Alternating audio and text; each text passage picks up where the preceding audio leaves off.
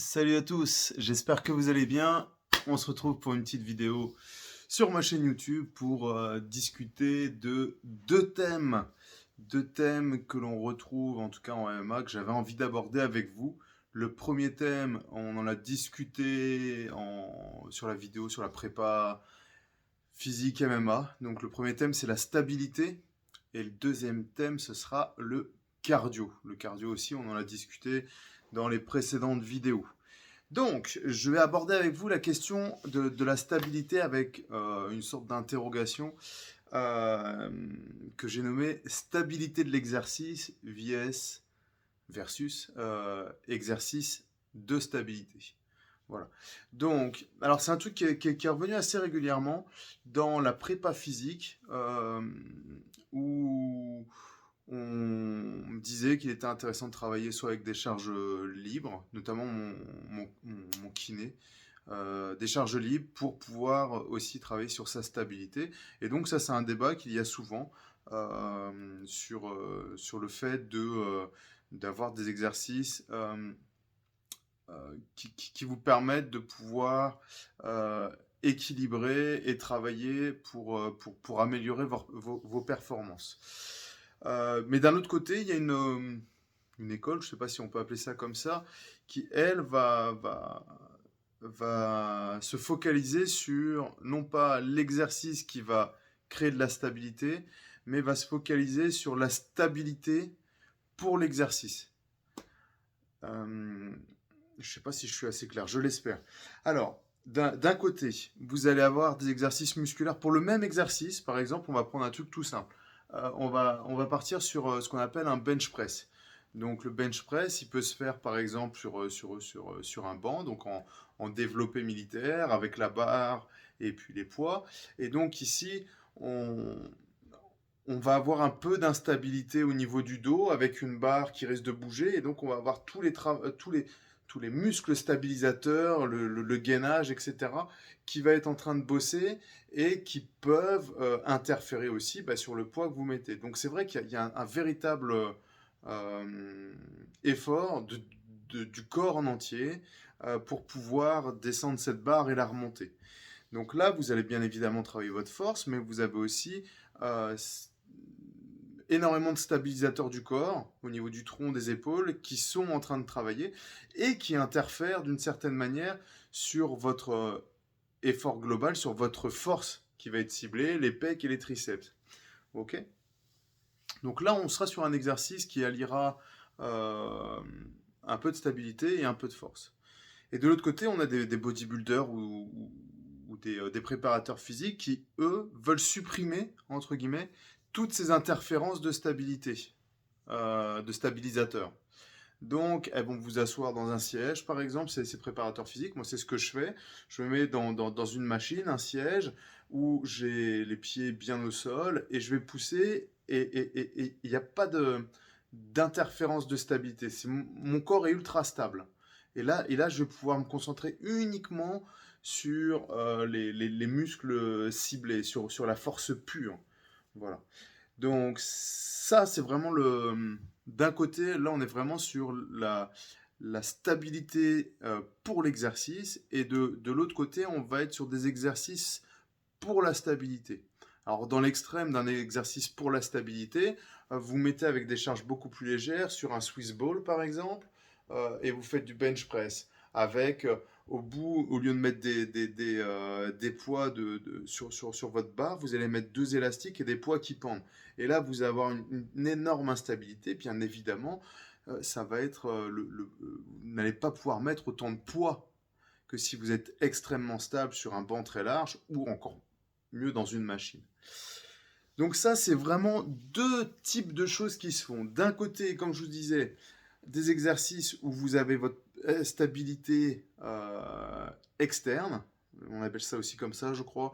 Donc une stabilité externe qui est proposée par la machine, etc. Et donc vous ne travaillez que sur votre force pure.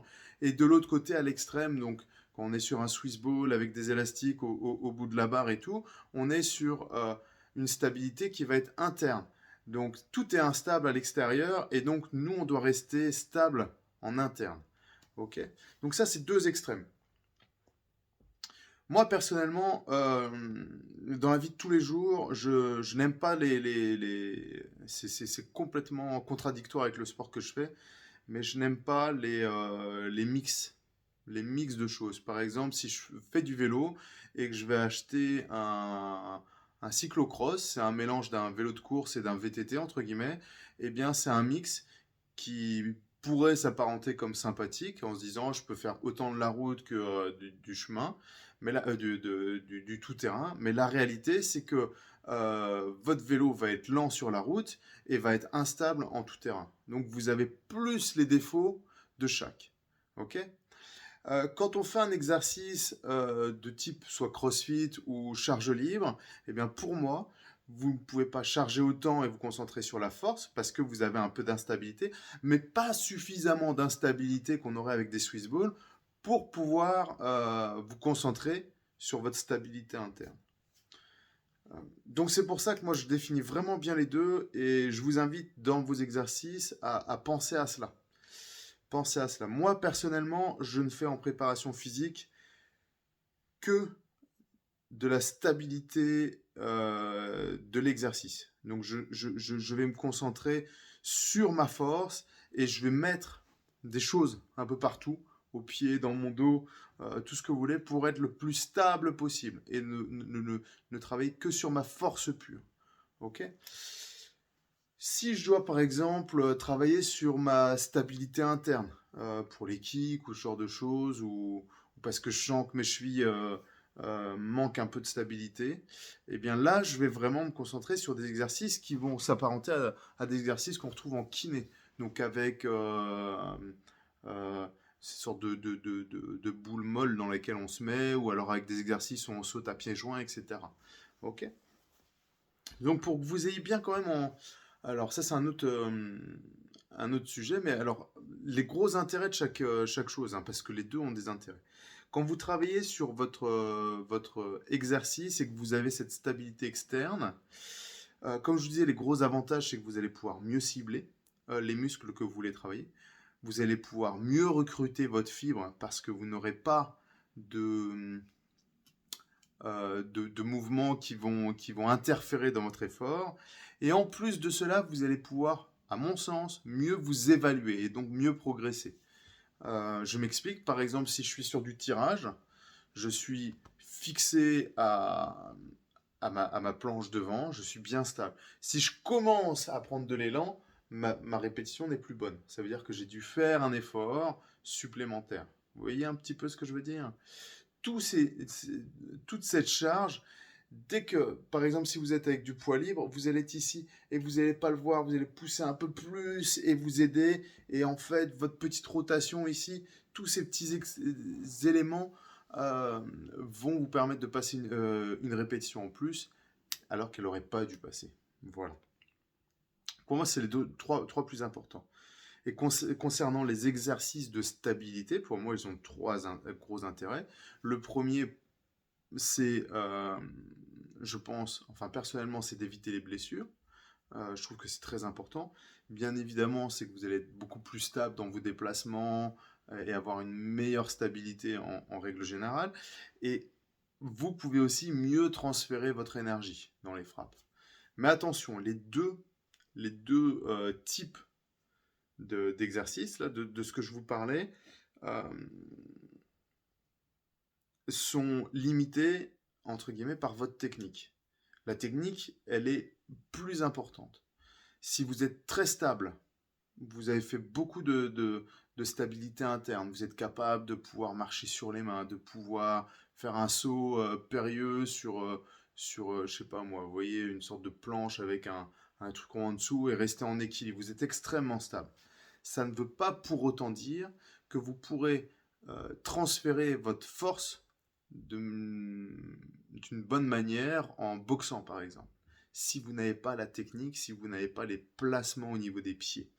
Et de la même manière, vous pouvez être très fort à pousser quelque chose, être très puissant, et en lutte, être incapable de pousser quelqu'un parce que vos pieds seront mal placés. Okay. Et donc c'est pour ça que sur cet élément-là, la technique est extrêmement importante. Je m'en suis rendu compte, là, hier, j'étais en sparring comme ça, et je me retrouve dans une situation de défense de lutte. Donc après un sprawl, j'ai mon adversaire qui est mon partenaire qui est très puissant, qui a vraiment beaucoup de force, euh, et qui avait encore une jambe. Il fallait que je fasse casser cette single leg. Et je me suis placé, hop, j'ai mis, je crois que j'ai mis un crossface comme ça, je suis parti chercher son biceps à l'arrière, et au niveau des pieds, étape par étape, j'ai reculé mon pied pour avoir l'axe de force. Vous voyez, on parlait de stabilité. L'axe de force bien placé, bien centré. Et là, je suis parti sur un pur travail de tirage. Mais vraiment, j'ai senti, j'étais ultra stable au niveau de ma position et je suis allé sur de la force pure pour faire casser cette single leg. Et c'est à ce moment-là où je me suis rendu compte que si je n'avais pas la technique de placement au niveau des pieds, au niveau des mains et ma capacité à me positionner, mon effort aurait été vain. Mon pied serait 20 centimètres plus haut, j'aurais tiré, je pense, et je serais tombé en arrière peut-être. Ou toute ma force aurait été perdue et je me serais épuisé.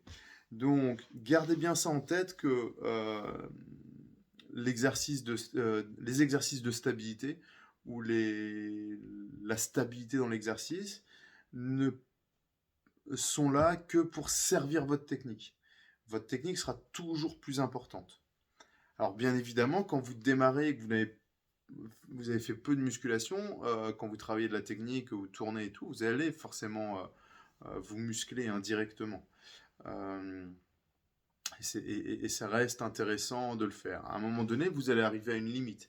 Vous serez très bon techniquement, musculairement, vous serez capable de faire ce qu'il faut, et il faudra passer à augmenter votre force musculaire pour augmenter votre capacité à passer vos techniques. Ok? Faire de la musculation avant la technique, ça reste toujours intéressant, mais pour moi, c'est vraiment plutôt de l'hypertrophie qui va vous permettre d'être un peu mieux protégé au niveau du corps, au niveau de vos articulations, mais garder quand même de la souplesse. Voilà, ça c'était mon premier thème hein, sur la question de la stabilité dans votre préparation en MMA, comment moi je la conceptualise en fait, comment je la vois et comment je l'exploite. Alors la réalité c'est que je fais pas beaucoup d'exercices de stabilité, c'est peut-être une erreur, je ne sais pas encore. Alors si je fais au niveau des épaules, parce que pour moi, je vais avoir des épaules très stables. Je sens que c'est une des articulations, comme je vous l'ai expliqué, qui est décalée du corps et qui a besoin quand même d'être bien stabilisée. Mais je le fais aussi par de l'hypertrophie. Voilà. Et je l'ai fait énormément suite à des blessures, ben, quand j'ai fait mes ligaments croisés par exemple. Et j'ai fait beaucoup d'exercices de stabilité et ça m'a énormément apporté. Je pense que si vous débutez, si vous sentez que vous manquez un peu de stabilité, c'est vraiment un très bon truc à faire. Moi, actuellement, je n'en ressens pas le besoin. Par contre, les exercices de force, là, je le sens complètement. Complètement que ça va servir ma technique, tout simplement. Ok, donc ça c'était le premier point. On va parler maintenant du deuxième point. Ça a été entre guillemets pas sujet à débat, hein, mais sur les termes, sur la définition des termes et sur la question du cardio. Le cardio en MMA. Donc un auditeur qui me disait oui, mais est-ce que donc moi je parlais du cardio physiologique et il me questionnait sur le cardio en MMA où il fallait gérer un petit peu son effort.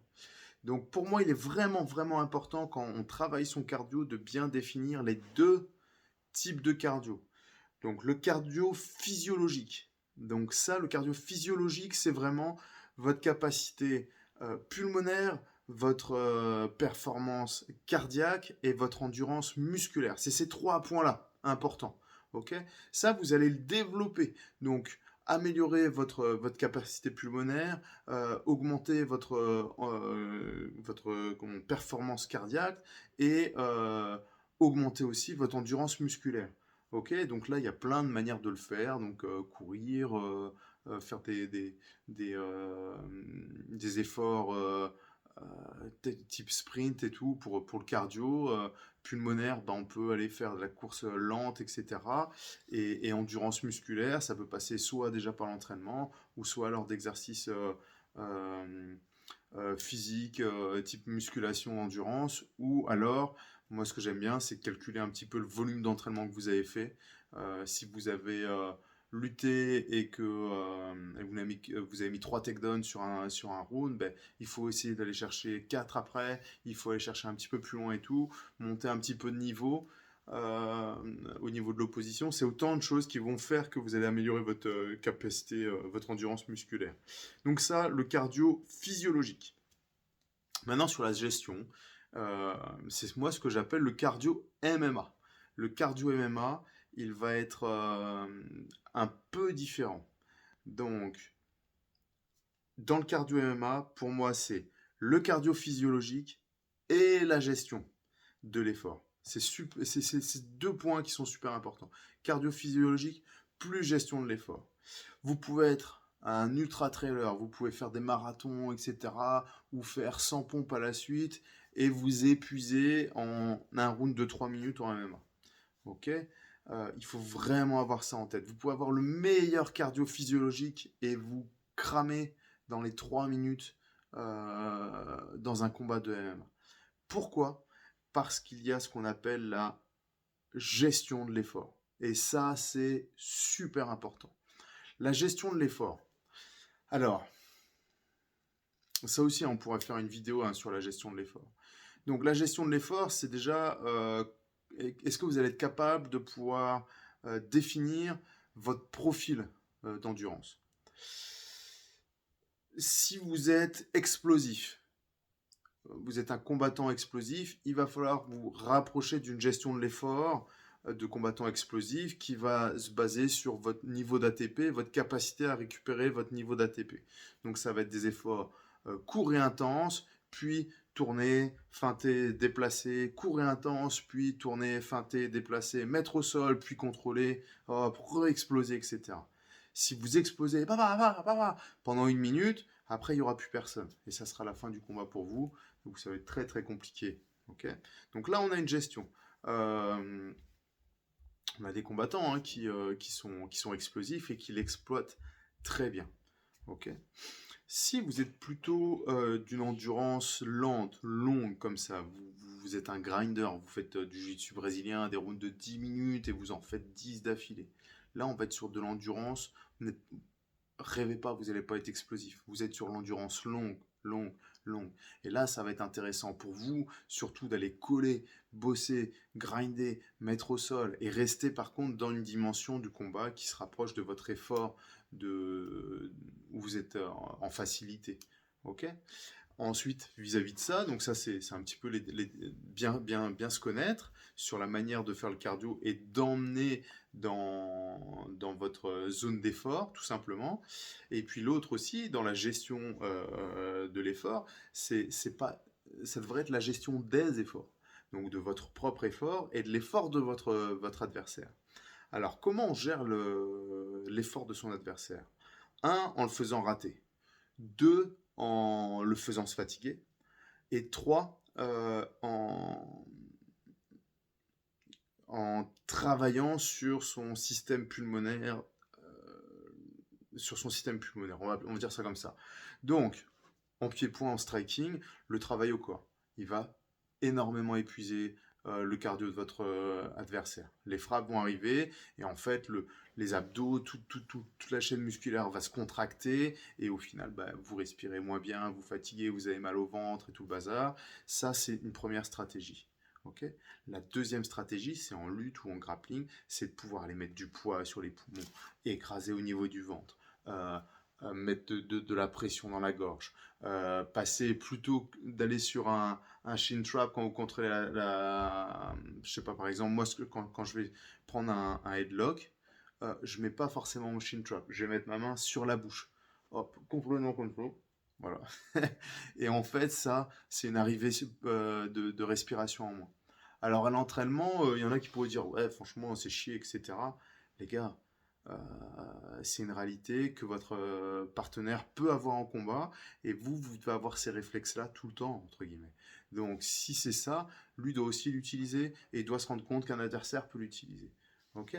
Donc, ça va être là. Donc, pour en revenir sur le truc, cardio MMA, votre cardio physiologique, qui doit être au top, votre gestion de votre propre effort, amené dans votre zone d'effort, gérer votre effort pendant le round. Il y a aussi le truc un peu plus général. Je vais prendre mon premier round, je vais voir comment il gère le deuxième. Si je perds mon deuxième, je garde mon cardio pour le troisième, par exemple. Ok? Et la gestion de l'effort de votre adversaire, comment je peux le fatiguer en le faisant rater, en le mettant dans la zone d'effort qu'il n'aime pas. Si c'est un striker, peut-être qu'au sol il va s'épuiser, en le poussant à s'épuiser, en bloquant ses attaques par exemple, et physiologiquement en le travaillant. Donc frappe au corps, appuyer sur les poumons, etc. Voilà, ça c'est vraiment comme ça que je pourrais conceptualiser en tout cas vraiment sur l'aspect du cardio pour le MMA. Ben voilà, je pense que j'ai fait le tour hein, sur les deux sujets. J'espère que ces deux petits concepts vous ont intéressé et vous permettre un peu de réfléchir à votre approche de l'entraînement et peut-être vont vous donner des idées sur comment mieux concevoir votre pratique, mieux concevoir votre programmation. Je vous rappelle que ce qui est important, c'est de pouvoir programmer votre entraînement sur du long terme. Rappelez-vous, si vous êtes commencez le MMA, vous êtes dans le MMA, vous n'allez pas faire ça pendant 1 ou 2 ans, vous allez faire ça pendant des années. Et quand bien même vous arrêtez 6 mois, 1 an, vous allez vous y remettre à un moment donné. Je ne connais personne qui a commencé et qui a arrêté du jour au lendemain, il n'a jamais recommencé. Je connais personne, clairement. Donc, programmer, vous devez être capable de quantifier, ok, le temps que vous faites, les efforts que vous faites, etc. Et vous devez bien avoir les termes, comprendre ce que vous dites. Ok? Je vais travailler mon cardio MA, ça veut dire quoi? Ok? Je vais travailler mon cardio physiologique, je vais travailler mon endurance pulmonaire, je vais travailler mon volume pulmonaire, je vais travailler mon cardio, je veux travailler mon endurance musculaire. Ok, ça c'est une première chose en cardio physiologique. Je veux travailler mon cardio MMA, être capable de passer de l'un à l'autre, de l'un à l'autre. Mentalement, je ne dois pas montrer de signe de fatigue. Ça, on est vraiment dans la gestion de l'effort, par exemple. Ça va? Je veux travailler techniquement pour fatiguer mon adversaire. On est sur la gestion de l'effort. Okay. Et puis de l'autre côté, je reviens sur la question de la stabilité. Deux types de stabilité que vous allez voir dans votre préparation physique. La stabilité externe pour vous concentrer que sur l'exercice, que sur vos muscles, pousser, tirer, etc. Et la stabilité interne, donc les exercices de stabilité qui vont vous permettre d'être plus stable, de vous préserver des blessures, et donc où là, c'est vous qui créez de l'instabilité à l'extérieur, et c'est intérieurement que vous travaillez. Si vous faites les deux ensemble, ça peut être un choix. Moi, mon avis, c'est que on part en se disant qu'on a les avantages de l'un et de l'autre, mais pour moi, dès que c'est un truc mix, je pars toujours du principe que j'ai les désavantages de l'un et les désavantages de l'autre. Et à partir de là, je fais tout l'un ou tout l'autre, enfin, tout l'un, puis tout l'autre, plutôt comme ça, je pense. Voilà. J'espère que cette vidéo vous a plu. N'hésitez pas à me mettre des commentaires. Je lis tout, je réponds à tout le monde tant qu'il y a une réponse possible de faire. Merci en tout cas pour votre retour, ça fait super plaisir. Je pense qu'on arrive quasi dans les 1000 abonnés. J'ai pas de prétention hein, sur cette chaîne. Moi, c'est juste vous partager un petit peu de mes pensées et en tout cas, ça me fait toujours très très plaisir vos retours. Je vous dis à bientôt tout le monde. Ciao, ciao.